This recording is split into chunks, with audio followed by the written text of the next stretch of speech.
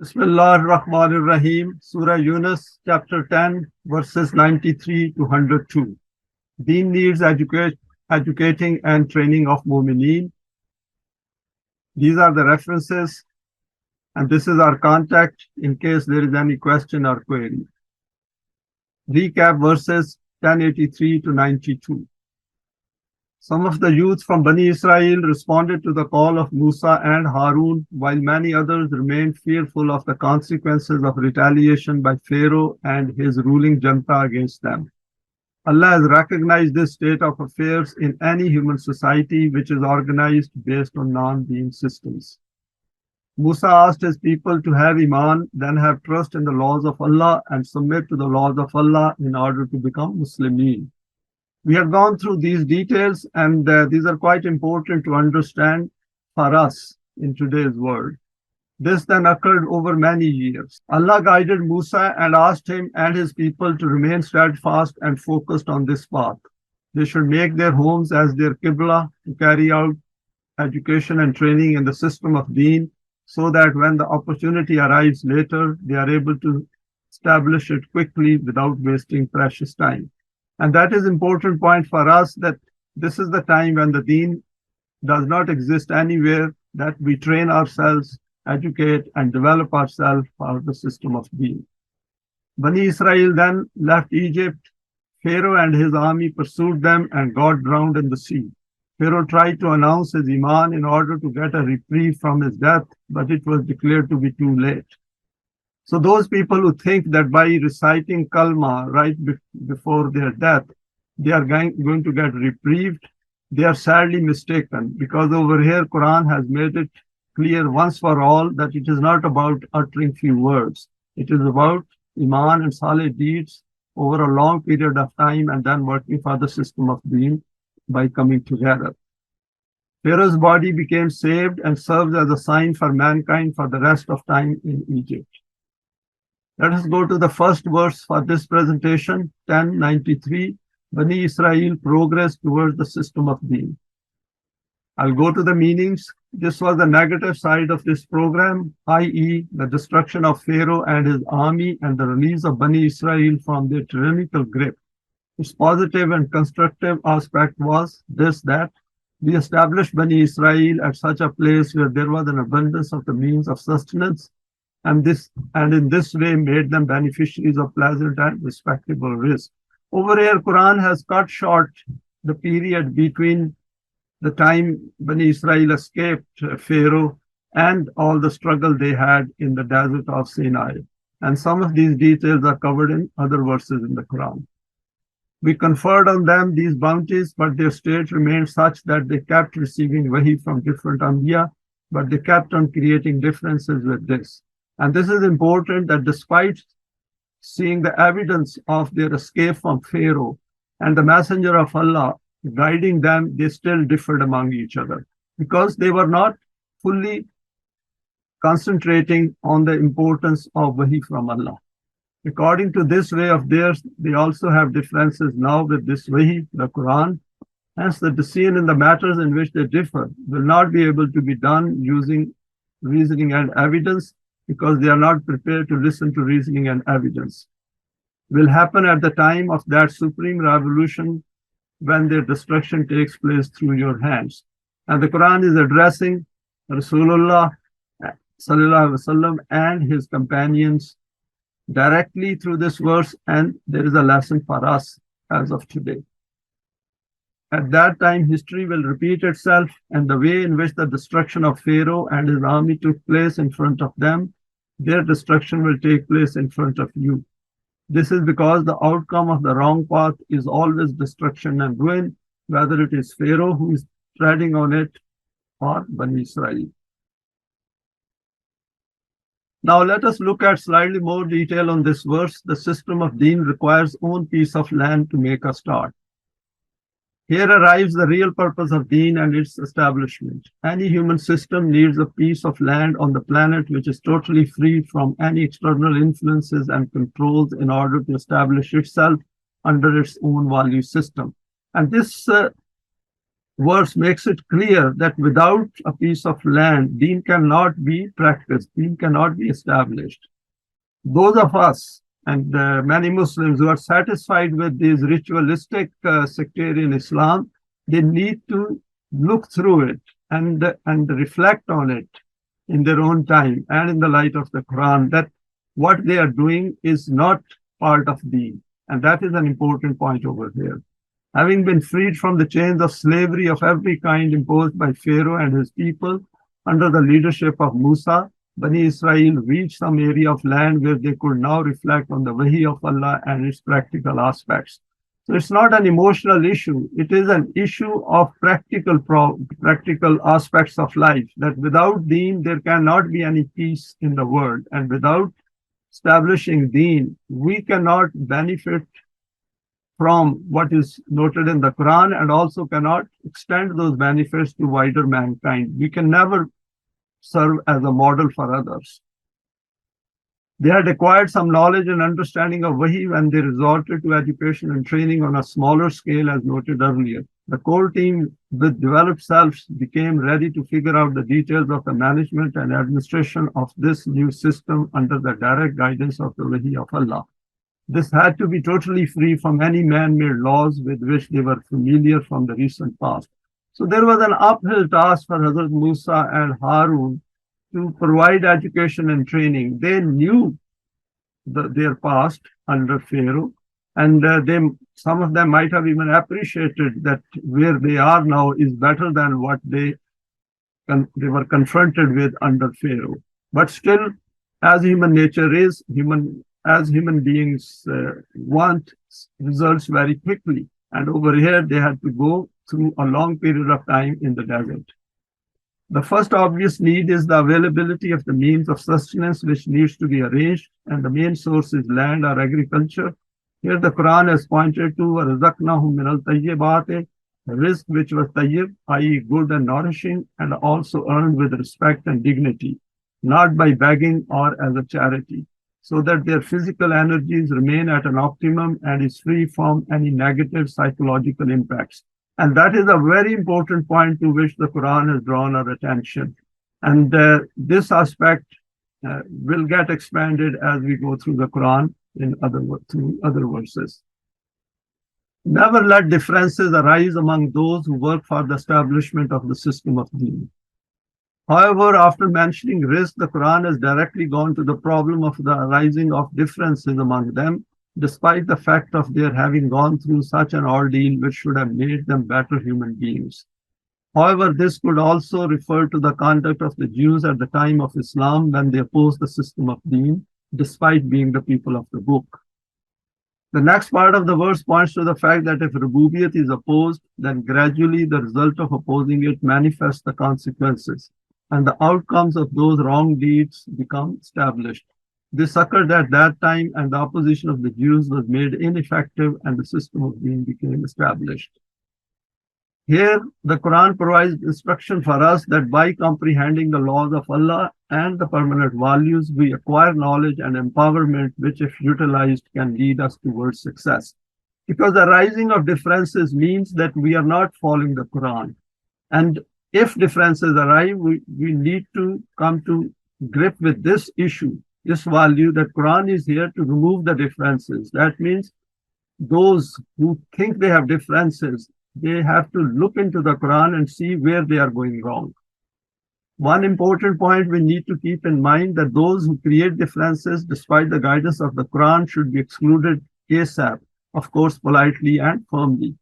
And I put down this point because in the establishment of the system of Deen, who run the affairs of the system of Deen, they must not let anyone get anywhere near that power, that position of power, which is working on behalf of Allah, who have any reservations, any differences which go against the Quran and for which there is no validity given in the Quran. Very obvious examples can be, for example, in the administration of justice.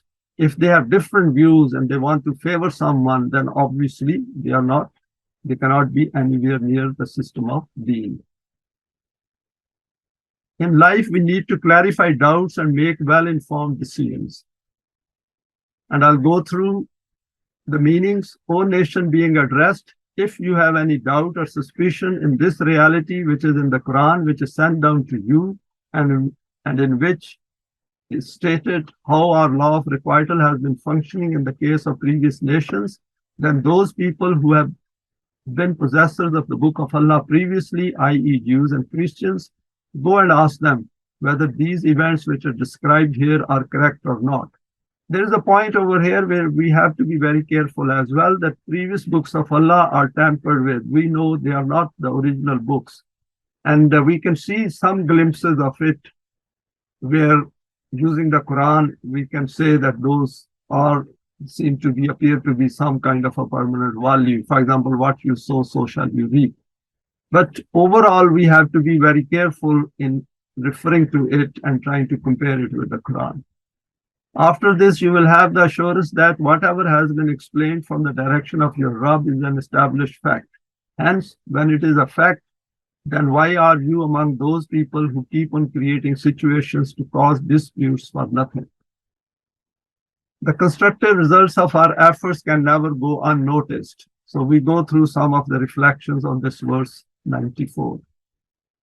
After presenting this account of Bani Israel to those opponents immediately confronting the Islamic system, the Quran returns to the fundamental issue of its own veracity of being haqq from the direction of Allah.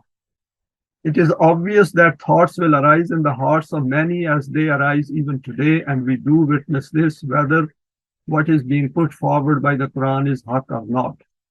And this takes time. We have gone through this aspect previously as well. It is not just accepting Eimaan and then it becomes very firm. Quran, that is why Quran, with the recipe of Eimaan, asks us to come together and also keep doing salih deeds. Not only by being together as individuals as well, wherever we are, we must do salih deeds so that our Eimaan becomes strengthened and our self is developed. And the signs of that self appear before us in our conduct, because we start manifesting various divine attributes in our conduct. These thoughts arise because of the time scale involved in manifesting the results of human deeds under the law of requital and the law of respite. Human beings desire quick results for their decisions and actions in life, and these do manifest in the physical world very quickly. For example, in order to destroy a country, a powerful nation can use weapons of mass destruction, and the country can be left in ruins in a matter of days to weeks. But construction is very difficult. For example, when we are educating and training people and helping them in self-development, it takes years and years of effort. Overcoming this tendency to go for quick results is part of our training on Sirat-e-Mustaqim. When we overcome this tendency, then it serves as a sign of development of one aspect of ourselves. Construction always takes time. Education and training of a nation is a long and painstaking task spread over many years. Overcoming that tendency to look for quick results is part of the sign of our developed self, that it is on the right lines.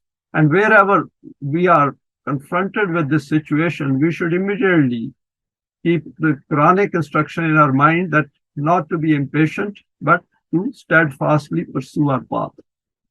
Then the Quran asks them to look at history and see for themselves events from the past where people did suffer at the hands of the law of requital. Here the Quran has also asked us to think carefully about the behavior of people when they do not wish to learn a lesson from the past. Most people do not seriously think that past events apply to them, and that they can be subjected to the same ruin which visited nations of the past. Continuous monitoring is part of being on this path. Allah then reminds us that Al-Haq has the right from Allah and needs to be accorded the respect which it deserves. We need to go through it and then decide whether it has what it claims to have, and if we accept Eimaan, then we need not hold on to our doubts and suspicions. Doubts and suspicions arise only initially, but as we progress and our self develops with the results, the manifestation of the results, we understand that our path is the right one and doubts and suspicions disappear. Dealing with these doubts and suspicions effectively using the Quranic teaching is a sign of a developed self. And this is one aspect of it. In order to benefit from its teaching, we need to remove everything that falls within Zann. In contrast to the human world, the Quran offers the blueprint of a program for the system of Deen, and together with this, it provides firstly the guidance of Eimaan and Saleh deeds, secondly, instructs us to come together to form a Jamaat, thirdly, to stay united and deal with the challenges of life together in the light of the Quran, and no differences. That is important because as our understanding goes higher and as we come to grips with the values of the Quran, our differences must disappear. This is how we learn to apply the Quranic values in our daily lives. Now we go to next three verses, 1095 to 97, weaknesses of the human psyche explained. وَلَا تَكُونَنَّ مِنَ الَّذِينَ كَذَّبُوا بِآيَاتِ اللَّهِ فَتَكُونَ مِنَ الْخَاسِرِينَ إِنَّ الَّذِينَ حَقَّتْ عَلَيْهِمْ كَلِمَاتُ رَبِّكَ لَا يُؤْمِنُونَ وَلَوْ جَاءَتْهُمْ كُلُّ آيَاتٍ حَتَّى يَرَوُا الْعَذَابَ الْأَلِيمَ. And do not be like those people who keep on falsifying the laws of Allah. If you also turn out to be like them, then you too will suffer loss. We have explained these facts in a perspicuous way, and in their support have also provided reasoning, evidence, and historical facts. From this, every person possessing intellect and wisdom will reach this conclusion that there should be no hesitation or delay in acceptance of these facts.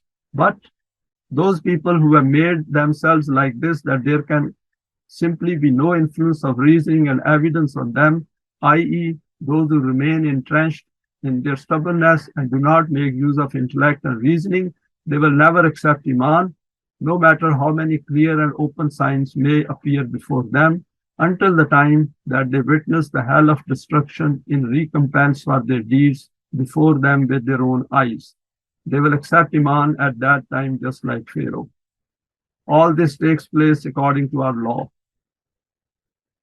Now, going through some details of these verses, 1095 to 97, being aware of the consequences of our thoughts and deeds is part of our self-development process.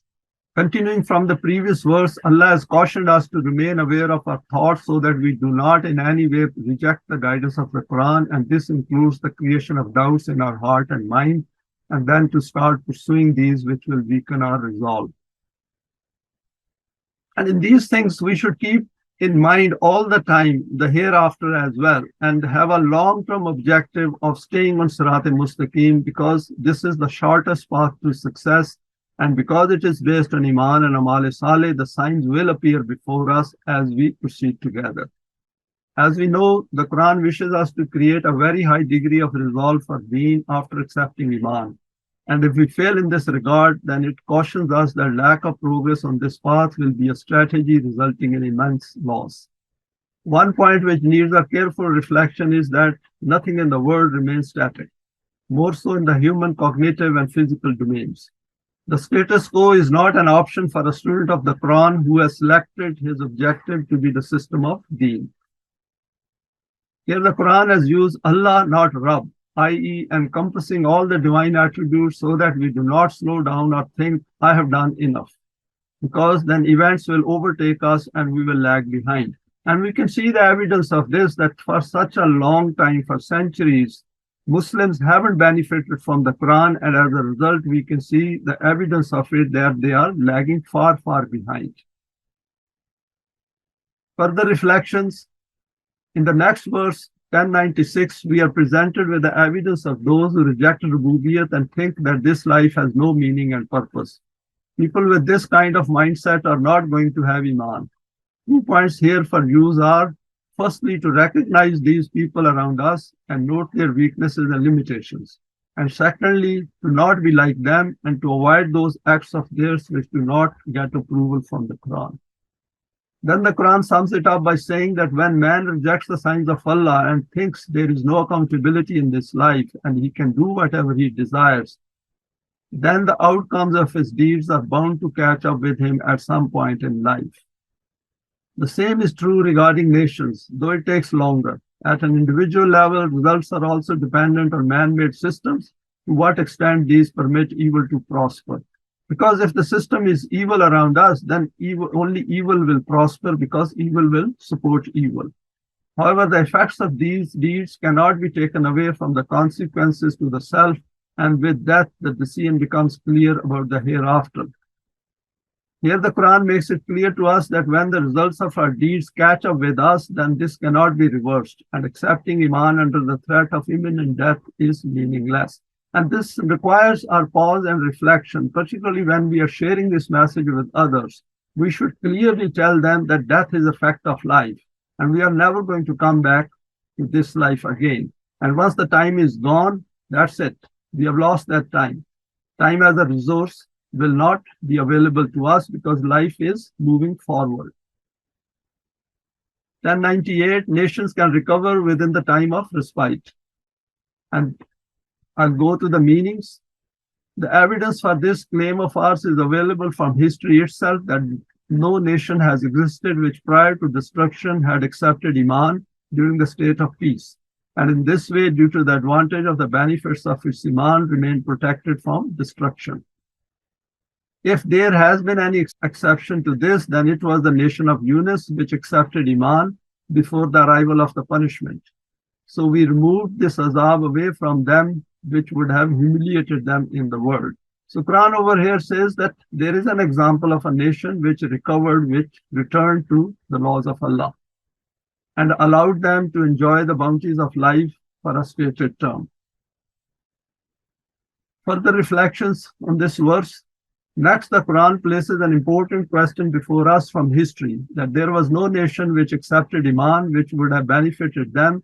This means Eimaan in Allah benefits nations. Then it cites an exception of the people of Yunus, hence the name of this surah, who did accept Eimaan, and as a consequence they mended their ways and thus benefited from making this choice. So this is a great, in a way, glad tiding as well, that nations can recover if they haven't crossed the final threshold of self-destruction. An important point noted here by the Quran in the light of the law of requital is that nations suffer due to the wrong path which they insist on following, and despite warnings on the way by their messengers, they do not accept Eimaan and consequently reach a point of no return, just like Pharaoh. However, it then quotes from history that until the time that the nation of Yunus did not change their path in life, they were headed for destruction. At that point, we should keep it in mind that only if we do taba wa islaha, as Quran says, come back and then take the right path, take the direction of the correct path. Once they accepted Eimaan and did good deeds, and as a consequence benefited from these, they did not suffer from any azab. This life of theirs continued for a stated period as per the law. Stated period over here means that if we are following the right path, then of course there is no destruction. We will live a life of peace and also of security and tranquility and prosperity. So stated term over here means that once they also left this path, of course, then they were also on the path of self-destruction. 1099, coming to grips fully with human choice and intent is part of our psychological development. وَلَوْ شَاءَ رَبُّكَ لَآمَنَ مَنْ فِي الْأَرْضِ كُلُّهُمْ جَمِيعًا فَأَنْتَ تُكْرِهُ النَّاسَ حَتَّى يَكُونُوا مُؤْمِنِينَ. This is all because our law of Mashiach is that adopting the path of kufr or Eimaan has been left to the decision of man himself. We do not intervene at all in this, and we can see the evidence of it. Allah does not interfere in our affairs. Of course, He functions, He works, His work is done through the hands of Jamaat Momineen. If we were to intervene, then we would have also have created man constrained, just like the other things of the universe have been created constrained, and which remain busy functioning according to our established laws. So over here, Quran is making absolutely clear, and that man is given choice and intent, whereas other things other than man do not have choice and intent, and they follow Allah's laws. For example, clouds, for example, earth, gravity, for example, sun. So all these are signs from Allah that they don't have a choice and intent. Animals don't have choice and intent, but human beings are the only ones who have choice and intent. And we should come to grip with this fact in order to get the maximum benefit from the Quran. In this case, all human beings on planet Earth would have been Momineen, i.e. no freedom to choose. So a lot of time our frustration comes from not fully understanding this important aspect of human choice and intent. We think the way I have made a choice, others also are making a choice, and they will be influenced by my making the right choice. It doesn't work like that. Hence, when our law is this, that in the matter of kufr and Eimaan, human choice and intent has been given total freedom, then, O Rasool, how can you compel people that they should all of them accept Eimaan? And it looks like from this verse, this was the initial stages where the Wahi of Allah was coming, and then subsequently, once Jamaat Momineen was well established, then there are no verses like that anywhere, because then the system had started taking shape. Further reflections. A powerful message is conveyed for our guidance that by giving choice and intent to man, it is ensured that no one can influence it except the individual himself. As students of the Quran, we should come to grips with this evidence-based reality of human existence. This is so strict that Allah himself will never ever interfere in this. Keeping this in mind, we can also observe the conduct of others, their behavior. It is not a question of somebody says, I have become a Muslim, I have got Eimaan. We have to see people and see our own self as well in terms of our own conduct and behavior, whether it is in line with the Quran or not. This means that firstly, we should be very pleased with our own self that having come to the Quran through our own choice, we have gone through a paradigm shift in our outlook about our existence and transformed ourselves. Secondly, we should feel relieved that we do not have any responsibility to try to convince any other human being to come to this path if he or she does not wish to. We should not even waste an iota of our time and a thought on this. We should be very clear, whether these are our children, our families, friends, and the wider public, that we cannot change anyone unless they wish to change themselves. The control to their own transformation and change and choices is within them. So this is part of understanding the Quran. We only share the message of Allah with them exactly as He has shared it with us, without putting any pressure on us to accept it forcibly. And this is important, that Allah has not forced us to become Momineen. This is our choice. And if differences arise, that is again our issue, that we have let those differences arise because we are not consulting the Quran the way it should be consulted. And these are important points, that we should come to the reality of our own choice and intent, our own decision making, our own individual accountability. This verse points to another aspect of being on this path, as the messenger was keen for others to adopt this guidance at an early stage in his striving on this path. He is guided by Allah, and then he understands human psyche through reflection and evidence, and moves on to the next stage of the self's development.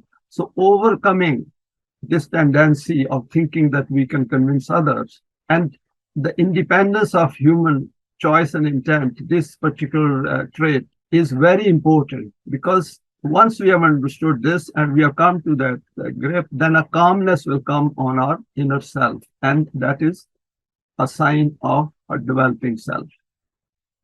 1099, we come to grips with the reality of our existence through different stages progressively. We may say, what is the harm in thinking like this? The harm is that our self will not move to the next stage of its development, which can only take place if it overcomes this inner dissonance and becomes free from the self-created handicap of forcing others to become Muslims. It's a very important point which I thought through very carefully, that if we do not come to grips with the human choice and intent and understand what a human being is, that means we haven't understood our own self.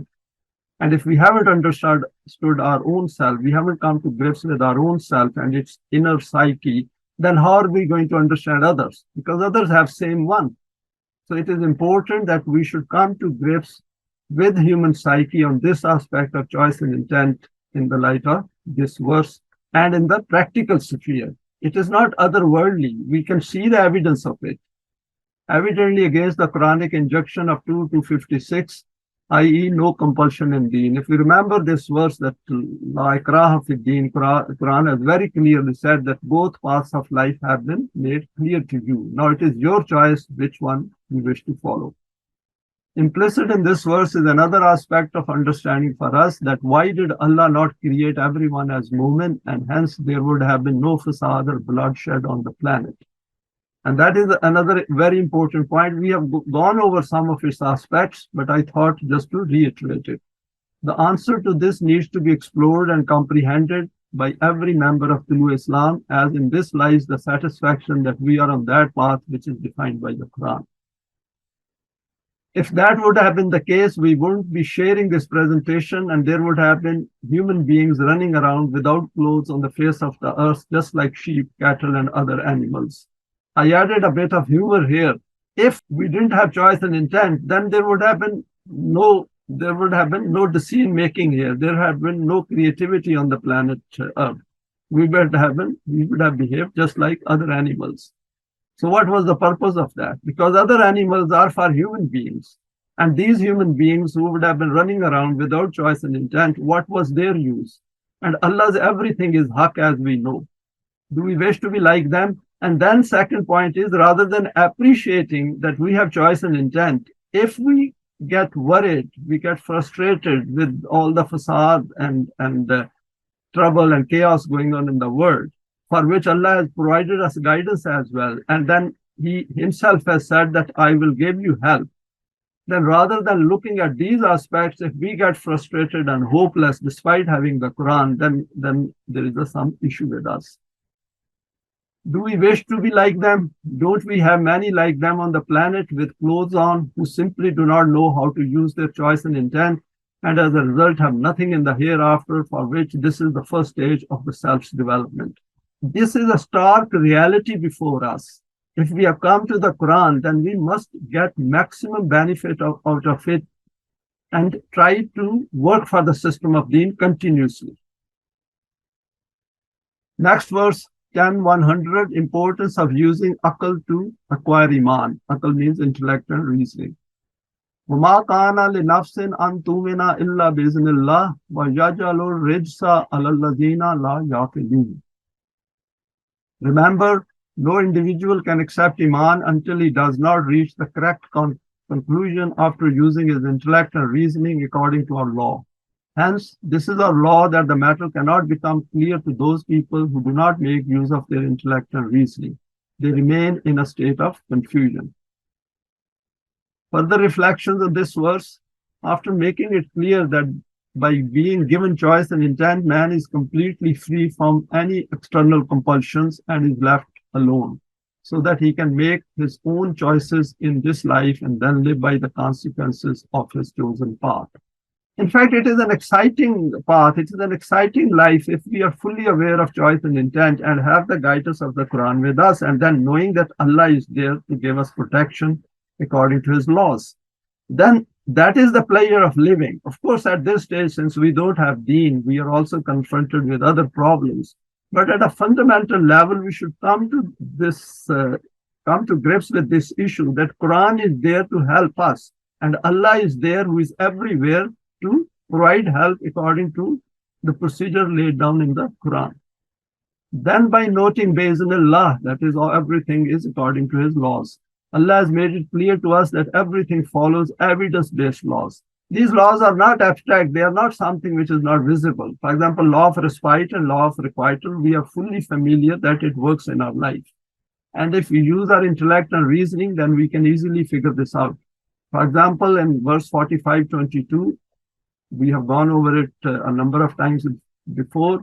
وَخَلَقَ اللَّهُ السَّمَاوَاتِ وَالْأَرْضَ بِالْحَقِّ وَلِتُجْزَى كُلُّ نَفْسٍ بِمَا كَسَبَتْ وَهُمْ لَا يُظْلَمُونَ. That Allah has created heavens and the earth as haqq, for constructive results, for positive outcome, so that every nafs, وَلِتُجْزَى كُلُّ نَفْسٍ, every nafs, every human self which has choice and intent, is held responsible for what they do, بِمَا كَسَبَتْ, so that whatever deeds they do, and it's a fair enough, it's a justice, that whatever we do should have consequences. وَهُمْ لَا يُظْلَمُونَ, and nobody is treated unjustly. So very clearly Quran says that if there is injustice in your word, that means your deeds are wrong. If your deeds are good, there cannot be injustice. It is made clear that each self is accountable for his or her deeds in this life, and the system of accountability is so precise that no one can be treated unjustly. This aspect is further elaborated when the Quran tells us that its guidance cannot be imposed on anyone. It is simply our choice whether to follow it or not. However, it asks us to at least reject it after understanding its importance and not reject it without even looking into its outline. More reflections on this verse. In the second part of the verse, another interesting point is revealed about the human psyche when it is stated, وَيَجْعَلُ الرِّجْسَ عَلَى الَّذِينَ لَا يَعْقِلُونَ. He will place doubt in those who will not use akal. Over here, though Allah is related to himself, but it means is that if you do not use your akal, if you do not use your reasoning, then you will not be able to understand it. And Quran is from someone, Allah, who has infinite intellect and infinite reasoning, and he's the one who is creating these laws. Then how can we expect ourselves to understand his book? A being like that, how can we understand it without using our intellect? That is the purpose for which intellect is given to us. When human beings do not use their intellect the way it is meant to be used, then it has consequences for them. The meaning of our rijs is doubt, hesitation, anxiety, the matter not being clear and not being in focus. It also means contamination and dirt, harsh noise, etc. It is also used in connection with intoxication and gambling. And we know it. We have gone over these points many times, but it is good to keep reiterating them, keep repeating them so that these get into our mind for all times. Becoming aware of this aspect of our intellectual and reasoning process is important in order to make decisions which lead to living a successful life as defined by the Quran. The point being made is that for ourselves to be of use to the system of Deen, it needs to come to grips with the finer details of the system, and hence ourselves needs to acquire knowledge of the guidance of Allah and then gradually let its understanding become part of our intellect. See how beautifully Quran is training ourselves. Quran is actually teaching us, training us, and then asking us to experience it in our own life and practice it, and then see how the results of our self-development, manifest in the outer world. Verse 101, Eimaan gives access to a new world. قُلْ أَنْظُرُوا مَاذَا فِي السَّمَاوَاتِ وَالْأَرْضِ وَمَا تُغْنِي الْآيَاتُ وَالنُّذُرُ عَنْ قَوْمٍ لَا يُؤْمِنُونَ. I'll go to the meanings. The correct technique to employ intellect and reasoning is that man should dispassionately study the outer universe through deep reflection and then observe what law is working in it. Therefore, O Rasool, say to them, reflect on the outer universe and the communal life of man himself. You will find great signs of the reality in these. But these signs of the path and awareness of omens of destructions cannot provide any benefit to that nation which has already decided that we are not going to accept this law as being true, because they are not using their intellectual reasoning. They think that this life is meaningless and they can do whatever they like. Further reflections on verse 101. This verse reminds us again about the outer physical, visible part of the universe and tells us that do not content yourself with remaining static at one point. Continue to reflect on it and explore it with a view to discover more. Verse 41-53 invites us to make it part of our psyche, where the Quran says, سَنُرِيهُمْ آيَاتِنَا فِي الْآفَاقِ وَفِي أَنفُسِهِمْ حَتَّى يَتَبَيَّنَ لَهُمْ أَنَّهُ الْحَقُّ. Soon will we show them our signs in the outer regions of the universe and in their own selves until it becomes manifest to them that this is al-Haq. We have gone through a number of aspects of human psyche, and we can see that what is pointed in the Quran is absolutely true. And same goes for the outer universe. We can see that mankind has explored the outer universe quite a lot. As students of the Quran, we have seen the evidence of this within ourselves and also in the physical world. We need to continue sharing it with the people around us and beyond, because that helps us to develop ourselves. We will only pass it on to others after we have understood it, and then we are in a position to explain it to others. If we haven't understood it, then urge will never come within our heart to pass it on to others. And secondly is once we have become beneficiaries of this and the transformation which takes place within our inner self, then we can pass it on to others through our own experience as well. If we do not feel a need for it, then we should create a need just like the way we create desires for the needs of our families, etc. Overcoming this tendency to do nothing on this path is part of the process of self-development. Continuing with more reflections, then the Quran provides us with guidance by stating that the acquisition of Eimaan is intrinsically linked to a number of things, and these include 2 points noted here. Firstly, all these signs within the human self and in the physical world are ignored by many people, and even if they are recognized, they do not wish to bring about any change within their own selves. They feel no desire or need for this. And this is important because Quran is not talking about otherworldly things, that something roundabout will happen and then you will enter the life of the hereafter. It is telling us continuously that the change which you will experience by following the Quran will be very tangible, and it will manifest through your own outlook, vision, and your conduct and behavior with others. And you will understand your own inner self better than what it was before coming to the Quran. Secondly, they do not take notice of any warning, as they do not wish to stop from following their desires, i.e., they do not wish to bring about any change in the pattern of their lives. Now, let us go to the last verse of this presentation, 102. Deeds need to be given time to materialize their effects. فَهَلْ يَنْتَظِرُونَ إِلَّا مِثْلَ أَيَّامِ الَّذِينَ خَلَوْا مِنْ قَبْلِهِمْ قُلْ فَانْتَظِرُوا إِنِّي مَعَكُمْ مِنَ الْمُنْتَظِرِينَ. Those people who adopt this kind of path, what can be said about them other than that they remain waiting for this, that history should repeat itself.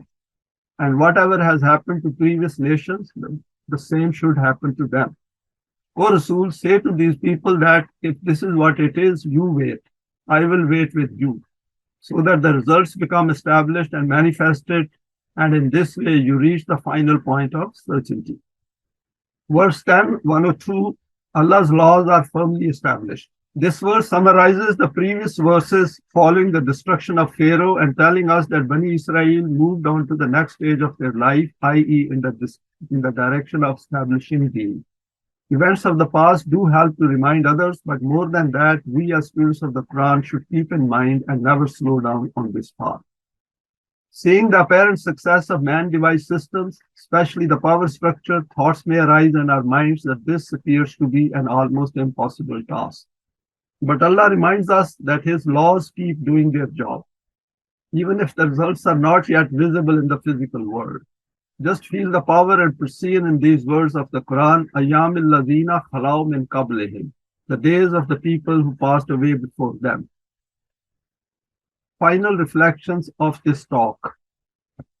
Then the Quran asks us to declare convincingly to others, Qul fantaziru inni ma'akum minal muntazireen. Say, wait you then, for I too will wait with you. This declaration of ours is based on evidence from the Quran. And this is important that we should acquire that kind of an understanding in view of our own conduct, the changes within us through the conviction developed through the Quran, and by doing salih deeds and by coming together and removing these differences, that we have to give time for the law of requital to manifest its results and consequences. Because while Momineen are doing their best on this Sirat-e-Mustaqim and enhancing their understanding and by coming together and removing their differences, the other world, which is not following the laws of Allah, are going to go down. The decline sets in, and we can see that decline in the outer world. So over here, what we need to do is not to give up and keep enhancing our understanding. And we have seen that how much work has yet to be done before coming to grips with the system of Deen. This firmness and resolve becomes created within each one of us once we have truly made Eimaan part of our psyche. And part of this self-development process is that a lot of weaknesses of ours and limitations of our psyche come out, and we have to overcome them. We have to realize that these are our weaknesses and how we're going to address them. And others have to point out as well. For example, I have certain weaknesses. If those are displayed and manifested, the other brothers and sisters have a duty to point it out to me that this is not in line with the Quran. And I should not mind as well, because aim is not about my becoming sensitive to this. It's not my own ego which is at stake. It is the problems in the world at which we should keep an eye. It is about those yatim and miskeen. It is about that injustice which is done in the world. It is about carrying out those duties and responsibilities which Allah has taken on himself. So we should take our own ego out of it, because part of this training is to remove that egotism, which is by default within each one of us and which we have now overcome. It takes time, and when this firmness of resolve enters our hearts and minds and brings these words to our lips, we see the two paths of life clearly demarcated. And in this, one of the important things is that we should be very, very bold enough and courageous enough to accept our faults, accept our mistakes. We can make minor errors of omissions and commissions on this path. And when these are pointed out, we should accept those, apologize, and move on. And make a promise, commitment to Allah that we will not do it again. And keep reminding ourselves that we are not going to do it. As more people with such resolve join in, then things start to take shape. And with that, we come to the end. Thanks for your time and for sharing this today. Please feel free to share it with your contacts. You may like to subscribe for future talks related to the Quranic system of Deen. We should keep it in mind that this is also part of self-development process, that when we have understood, we have gone through these presentations, we have made these part of our psyche, then when we share it with others because we are convinced that we have benefited from what is noted here from the Quran, then it helps to develop ourselves. And it also builds up our courage. Thank you.